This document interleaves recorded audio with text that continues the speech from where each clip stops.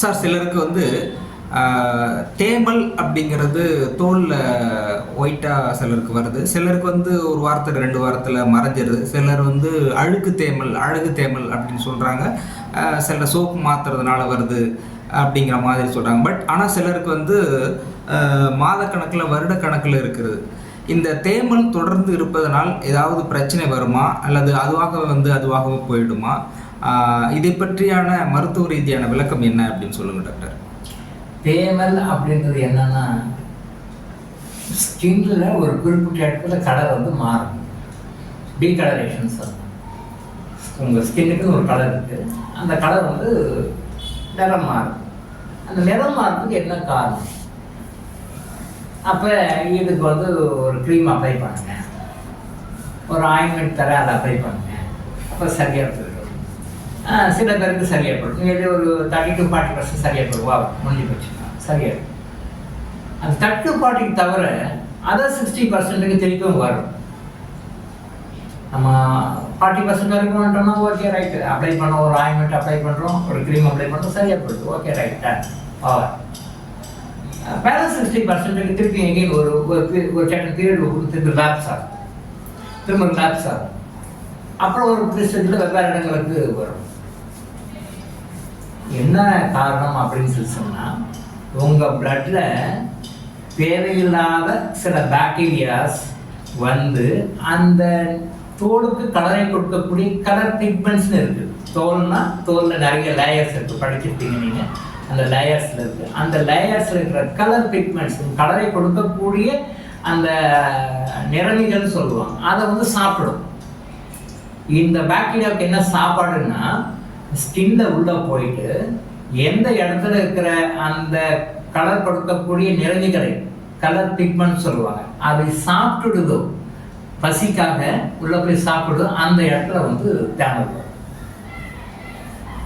உடனே அவங்க ஒரு ஆயின்மெண்ட் போடும்போது அந்த இடத்துல வந்து அது கொஞ்சம் உள்ள வந்து போகிறப்ப இப்போ எனக்கு சாப்பிட முடியாத மாதிரி அது ஒரு ஸ்மெல் வரும். அது இன்விசிபிள், அது உணர முடியாது, அது இன்விசிபிளான விஷயம். அந்த ஸ்மெல் வந்து அப்படி சாப்பிடாது. பட் அந்த க்ரீமினுடைய ஆயின்மெண்ட்டினுடைய பவர் போயிட்டதும் அது திருப்பியும் ஃப்ரீ ஆகிடும், அங்கே போய் போய் சாப்பிடும். கலர் பிக்மெண்ட்ஸை எந்த இடத்துல இருக்கிற கலர் பிக்மெண்ட்ஸை போயிட்டு உடல்ல இருக்கிற அந்த பாக்டீரியா போய் சாப்பிடுதோ அந்த இடத்துல தேமல் வரும். அப்போ தேமல் அதிகரிக்குது அப்படின்னு சொன்னால் என்ன அர்த்தம்? எந்தெந்த இடத்துல எல்லாமே வந்து இந்த கலர் பிக்மெண்ட்ஸை போயிட்டு அந்த பாக்டீரியா சாப்பிடுதோ அந்த இடத்துல எல்லாமே சாப்பிட்டா என்ன ஆகும்? அந்த இடத்துல வெளுத்துடும், தேமல் வரும். இதுதான் இந்த தேமல் வந்து பிளட்ல அந்த பாக்டீரியாஸ் இருக்கிறதுனால தான். இதுக்கு இயற்கையான மூலிகை மருந்துகள் நிறைய இருக்குது. மூலிகை மருந்துகளை நீங்கள் தொடர்ந்து ஒரு 2 மாதம் 3 மாதம் தொடர்ந்து சாப்பிட்டீங்க, இன்டர்னலாக, நாட் எக்ஸ்டர்னல், இன்டர்னலாக உள்ள சாப்பிட்டீங்க அப்படின்னு சொன்னால் அந்த பாக்டீரியாஸ் இறந்து உங்கள் மோஷனை வெளில கொண்டு வந்துடும். அப்போ உங்கள் ஸ்கின் நார்மல் ஆகிடும். இதுதான் ஒன் டே வே. எக்ஸ்டர்னல் அப்ளிகேஷன் வந்து எப்பயுமே ஸ்கின் டிசீஸை பொறுத்த வரைக்கும், நீங்கள் நிறைய டாக்டர்ஸ் எந்த ஸ்கின் ப்ராப்ளத்துக்கு போனாலும் ஸ்கின்னை பொறுத்த வரைக்கும் நீங்கள் பாருங்கள், எந்த டாக்டருக்கு எந்த ட்ரீட்மெண்ட் எடுத்தாலும் ஒரு குறிப்பிட்ட பீரியட் வரும், திரும்பி வருவாங்க, ஒரு குறிப்பிட்ட பிறகு திரும்பி வரும். எக்ஸ்டர்னல் அப்ளிகேஷன் வந்து எப்பயுமே ஒரு நிரந்தர தீர்வு கிடையாது. அப்போது சரியாகவும் வரும், பட் இன்டர்னலாக உள்ள மேட்ரே வந்து பிளட்டு தான். ஸ்கின்னை பொறுத்த வரைக்கும் உங்களுக்கு எந்த பிரச்சனையாக இருந்தாலும் பிளட்டு தான். அந்த பிளட்டில் இருக்கிற வைரஸும் பாக்டீரியாவும் தான் உங்களுக்கு ஸ்கின் ப்ராப்ளத்தை கிரியேட் பண்ணுது. சாதாரண தேமலில் இருந்து சொரியாசிஸ் வரைக்கும் குணப்படுத்தவே முடியாத ட்ரீட்மெண்ட்டே இல்லைன்னு சொல்லிட்டு சொரியாசிஸ் வரைக்கும் எல்லாமே வந்து பிளட்டினுடைய பாதிப்பு தான். அந்த பிளட்டில் இருக்கிற வைரஸ் பாக்டீரியாவுடைய திருவிளையாடல்கள் தான் உங்களுக்கு இந்த நோயாக வரும். நிறைய வைரஸ் இருக்குது, நிறைய பாக்டீரியாஸ் இருக்குது. ஒரு வகையான வைரஸும் ஒரு வகையான பாக்டீரியாவும் ஒரு விதமான ஸ்கின் ப்ராப்ளத்தை உங்கள் பாடியில் கிரியேட் பண்ணி கொடுக்கும். பட் பேக் போனால் அது வந்து virus bacterias which are living in your blood.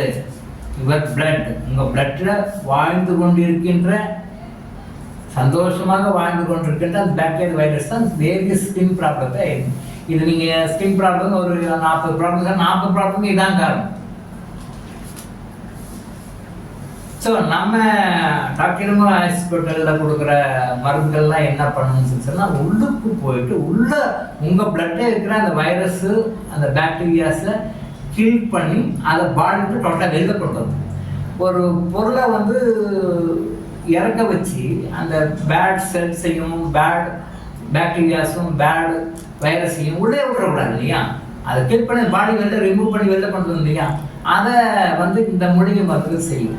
So அதை கில் பண்ணும், அதை சேஃப்டியாக உடம்புலையே இருந்து அது கெட்டு போய் அது செப்டிக் ஆகிற மாதிரி டோட்டலாக பாடியில் உங்கள் மோஷனில் வெளில கொண்டு வந்துடும். மோஷனில் வெளில வந்துடும். அப்போ வெளில வர வர வர பிளட் வந்து பிரிப்பை ஆகிடுது. பிளட்டில் வந்து அன்வான்ட் பாக்டீரியாஸ் வைரஸ் இதெல்லாம் உள்ளே இருக்காது. அன்வான்ட் டெட் செல்ஸும் உள்ளே இருக்காது. டோட்டலாக வெளில வந்துடும். இதெல்லாம் வெளில வந்துச்சுன்னா ஆட்டோமேட்டிக்காக சரியாயிடும். இப்போ ஏற்கனவே ஸ்கின்ல ஒரு ப்ராப்ளம் வருதுன்னா பிளட்டை ஏற்கனவே பண்ணணும். கண்டாமினேஷன் ஆஃப் த பிளட், ரத்தம் கெட்டு போச்சு. ரத்தம் ஏன் கெட்டு போச்சு? நீங்கள் சாப்பிட்ற சாப்பாடு ரொம்ப முக்கியமான காரணம். இப்போ நம்ம சாப்பிட்ற சாப்பாடு தான் 99% நோய்கள் வருது. இப்போ 99% நோய்கள் ஒன் ஆஃப் த ரீசன்ஸ் வந்து நம்ம சாப்பிட்ற சாப்பாடு. அந்த சாப்பாட்டுலேயும் சில விஷயங்கள் எல்லாமே கரெக்ட் பண்ணி நம்ம ரத்தத்தை தூய்மைப்படுத்துகின்ற, ரத்தத்துடைய தூய்மை மெயின்டைன் பண்ணுகின்ற மாதிரி ஆன உணவுகளை, இயற்கை உணவுகளை, சமைத்த உணவுகளையும் சரி உணவுகளை இதையெல்லாம் கரெக்டாக முறையாக நம்ம சாப்பாட்டில் வந்து ஒரு மருத்துவ நிபுணர்களுடைய ஆலோசனையோடு நீங்கள் கரெக்டாக சாப்பிடும் பொழுது இந்த ஃபேமிலி பிரச்சனை மட்டும் இல்லை, ஃபேமிலியில் இருந்து சொரியாசிஸ் வரையில் அனைத்து வகையான ஸ்கின் டிசீஸையும் வந்து உங்கள் உடம்புல எந்த நோய் வந்தால் ஸ்கின்னு வந்தாலே பிளட்டு தான். பிளட்டில் இருக்கிற various kinds of viruses, various kinds of bacterias, அந்த வேரியஸ் கைண்ட்ஸ் ஆஃப் வைரஸையும் வேரியஸ் கைண்ட்ஸ் ஆஃப் பாக்டீரியாஸையும் ஃபைண்ட் அவுட் பண்ணி அது எந்த பாக்டீரியா வைரஸாக இருந்தாலும் அதை கில் பண்ணி உடம்புலேருந்து பிளட்லேருந்து வெளில வரக்கூடிய இயற்கையான மூலிகை மருந்துகள் டாக்டர் ஹாஸ்பிட்டல் நம்ம வச்சுட்ருக்கோம், கொடுக்குறோம். ஸோ அந்த மருந்துகளை நீங்கள் தொடர்ந்து எடுத்துக்கிட்டீங்க அப்படின்னு சொன்னால் எப்பேற்பட்ட ஸ்கின் டிசீஸாக இருந்தாலும் முழுமையாக நீங்கள் நிரந்தரமான குணத்தை அடைய முடியும். ஸோ பர்மனன்ட் கியூர் தான். ஸோ எல்லாத்துக்குமே நம்ம டாக்டர் ஹாஸ்பிட்டலில் வந்து இன்டர்னல் மெடிசன் தான் கொடுக்குறோம். ஈவன் ஸ்கின் ப்ராப்ளத்தை கூட எக்ஸ்டர்னல் அப்ளிகேஷனுக்கு வந்து ஆயின்மெண்ட்டோ க்ரீமோ நாம் எதுவும் கொடுக்குறதில்ல. இன்டர்னல் மெடிசன் இன்டர்னல் மெடிசன் கொடுத்தாலே வெளில ஆட்டோமேட்டிக்காக சரியாகும். வெளில தடவை ஒரு சப்போர்ட்டு தான், ஒரு ஆயின்மெண்ட் தடவும் ஆயில் தடவும் ஒரு எக்ஸ்ட்ரா சப்போர்ட்டு தான். பட் அதுதான் ரொம்ப இம்பார்ட்டன்ட்டுன்னு கிடையாது. பட் உள்ள இன்டர்னலாக உள்ளே கொடுக்குற மாதிரி தான் மேட்ரு. உள்ளே போயிட்டு கொடுக்குற மருந்து பாக்டீரியாவை கில் பண்ணும், வைரஸை கில் பண்ணும், அதை சேர்த்து வெளில கொண்டு வந்து வெளில வந்துடும். வாழ்ந்து வெளில வந்துடணும், உள்ளே இருக்க வெளியே வந்துடும். அப்போ you are getting permanent cure from all this types of problem. இதுதான் முக்கியமோடைய அப்பப்போ மேலே தடவி டெம்பரரி அமுக்க பார்க்காது. ஸோ எந்த ஒரு நோயுமே முழுமையாக குணமாவதற்கு என்ன செய்யணுமோ அதை செய்யுங்க. டெம்பரரியாக அப்போதைக்கு அமுக்குனா போதும் பண்ணினது ஒரு கூட்டு ஸ்டேஜில் நீங்களே நினைச்சா கூட அது அமுங்காது, அது ட்ரிக்கராகி வேறு நோய்களாக வெளில வரும். வெவ்வேறு நோய்களாக வெளில வரும். ஸ்கின் டிசீஸ் ஒரு இண்டிகேஷன் தான், உடம்புல அது பிரச்சனை இருக்குது அப்படின்னு ஒரு இண்டிகேஷன் தான். அதை புரிஞ்சுக்கிட்டு அது முறையாக வெளில வரணும்.